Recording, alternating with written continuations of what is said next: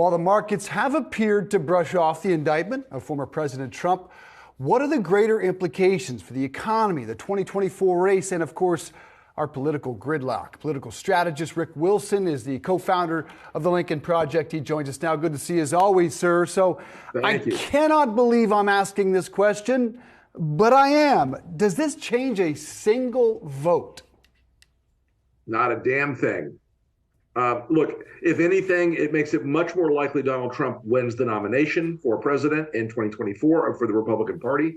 The party, as you can see, from top to bottom has been rallying around him. Even his alleged opponents in the presidential primary, like Ron DeSantis, are all bending the knee and contorting themselves into, pretzels to try to say, oh, I'll protect the Donald better than you'll protect the Donald.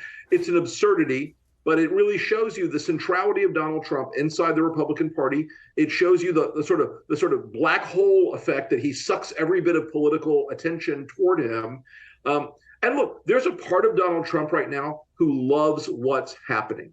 And people should understand that. There's a part of him that does not care about being arrested, that does not care about being indicted. It brought the spotlight back to him with an intensity he hasn't had in a very long time. And he understands the political benefits of it. His super PAC is going to raise a ton of money. His campaign is going to raise a ton of money.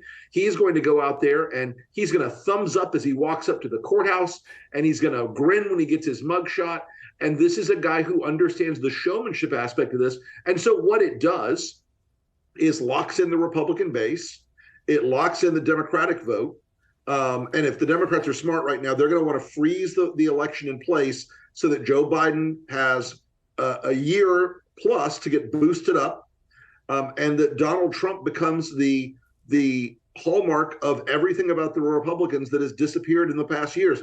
Rule of law, the Constitution, adherence to individual responsibility, that stuff's out the window. So, Rick, you clearly think it's going to help his popularity, obviously, within his own party. What about the general election? If, of course, former President Trump does get the GOP nomination, could it potentially help President Biden if he runs again in 2024? I think in the general election, we at the Lincoln Project identified a group of voters back in 2020 called the Bannon line voters. That was about 3 to 8% of the Republican Party, depending on the state, that could be persuaded away from Trump.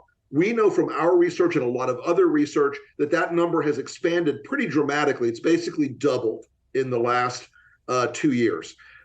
We believe that as this drags on, there will be more of those soft Republican voters, more of those independent-leaning conservative voters who are going to say, I'm done. I'm done with this thing. We also think it will help the Democrats solidify their vote, because even the progressives who don't love Joe Biden are starting to realize that we can't take chances allowing Donald Trump to come back into the White House. It's a matter of the best being the enemy of the good. And if Donald Trump faces an electorate where there are fewer hard Republicans and a more solidified Democratic Party, I like the odds for the country. But it is an election now we cannot take lightly. This is a real signal that an existential election for the future of this country is coming at us very quickly. In the meantime, you referenced the money angle. Do you think this is something the Trump campaign will literally directly fundraise off of this, message it? They already are. They are already doing it. Yeah, they're out there already. I've seen 2 emails come out in the last 24 hours, and I'm not on every one of these lists, and there are a lot of them. They are already raising money off of it. They are already out there using this, to beat the drum. Oh, Donald Trump, the martyr of the deep state, needs your help. And this is going to be something that you see Trump weaponize very quickly on the financial side. And remember, this is the most successful business Donald Trump has ever run. The email scam grift business that he runs is the most successful financial operation he's ever engaged in his life, bar none. And so he's going to do that at a level we think that will re-engage a lot of the small dollar online donors that had drifted away a little bit from him and were sort of flirting with Ron DeSantis and other candidates. We think that's going to lock those folks back in. So if he drums up a lot of support here within the Republican Party, what does that do to what has already clearly been a very divided government, even over the next 2 years? Is it going to push the two sides even further apart? Well, I think you end up in a situation where the partisan incentive structure on the Republican Party side of it is to do everything you can, perform every stunt, every legislative trick, every committee hearing, every showboating moment you can to support Trump.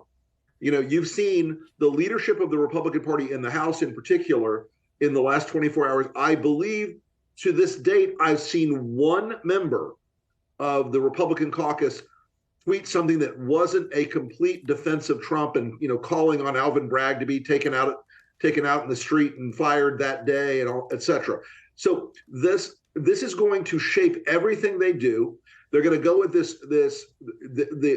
since Republicans are always in the business of projection, this weaponizing government thing that they're claiming happens to them, they're going to weaponize the government against the Department of Justice, against the New York courts, against the courts in Georgia, anywhere else he faces a legal threat.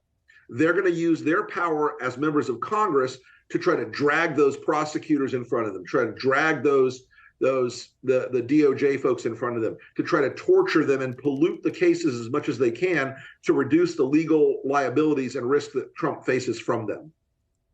It is going to be an interesting couple of weeks ahead. Rick Wilson, thanks so much. Appreciate yes. that. Buckle up, my friend.